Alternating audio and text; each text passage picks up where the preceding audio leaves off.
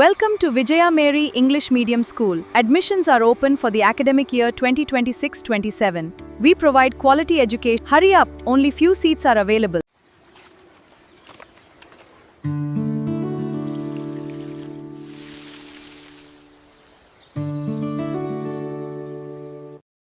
morning to all. I am Sri Sindhu from 10th standard. I am studying in Vijaya Mary English Medium School. Today I was telling about World Environmental Day. The theme of World Environmental Day this year 2026. The theme for World Environmental Day is Inspired by Nature for Climate for Our Future, accompanied by the global call to action to step. Now for the climate. Key focus area: climate action. The campaign highlights the urgent signals the planet is sending, such as rising seas, melting glaciers, and extreme heat, and emphasizing the need to accelerate the transition to clean energy. Nature-based solution. It champions how preserving and restoring ecosystem are central to combating carbon buildup and building climate resilience. Thank you.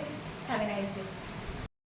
అందరికీ శుభోదయం. నా పేరు గీతా లక్ష్మి. నేను విజయ Mary English medium స్కూల్లో 10వ తరగతి చదువుతున్నాను. ఈరోజు నేను ప్రపంచ పర్యావరణ దినోత్సవం గురించి చెప్పబోతున్నాను. ప్రపంచ పర్యావరణ దినోత్సవం ప్రతి ఏటా జూన్ 5న జరుపుకుంటారు.